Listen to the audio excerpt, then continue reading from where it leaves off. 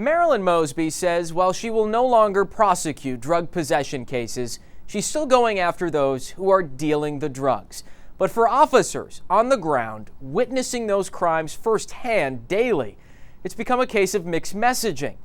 For some, they believe that could lead to more crime going unchecked. Here in West Baltimore, it's a constant battle. We can't get no rest because they out dealing drugs every day, all day.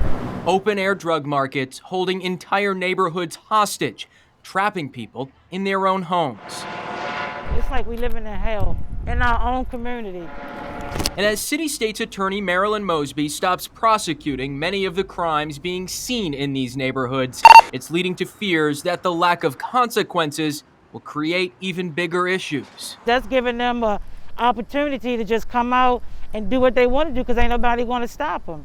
Ain't nobody stopping them. So why not do what you want to do? You know what I mean? But despite drug deals happening on city streets daily, Mosby continues to defend her policies, claiming she remains tough on crime. The fact of the matter is, my office is prosecuting drug dealers. But in order for those cases not to be dropped, Mosby wants officers to go above and beyond to prove those possessing drugs are actually trying to sell them. They need to be able to articulate why it's distribution. That's the only standard by which we would be able to proceed. In her latest annual report, Mosby claims to have a 98% conviction rate for narcotics cases.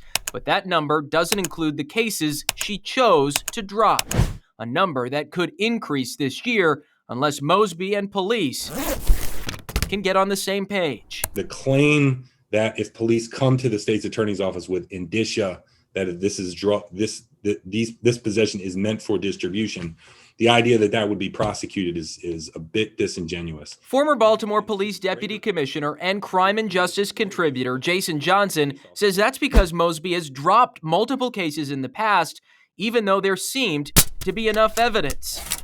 Oh my God! Take this case from 2019. It never ends! Officers found large quantities of marijuana during a traffic stop. This guy's killing me. Absolutely killing me. Plastic bags, and even a wad of cash. It's your lucky day. We don't have a sergeant working.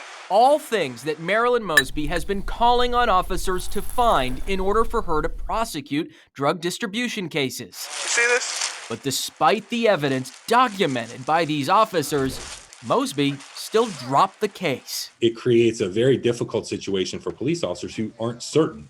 They don't know whether it'll be satisfactory to the state's attorney or not. They could be arresting a person that just will not be prosecuted at all. They'll just walk right out the backside of central booking. And the officers invested a lot of time, energy, and put a lot of risk into making that case. With all those unknowns, experts like Johnson believes officers' hands will be tied as they try to balance protecting the public and trying to please the state's attorney. So I think you're just going to see the overall impact is going to be a big reduction in drug enforcement, whether it's users or dealers. And for neighborhoods besieged by that drug activity, they're fearful things will only get worse. I mean, it just got to stop. While drug deals continue to happen openly in neighborhoods across the city daily, since Marilyn Mosby's new policies went into place last March, drug arrests have gone down nearly 80%. Dan Lamparello, Fox 45 News.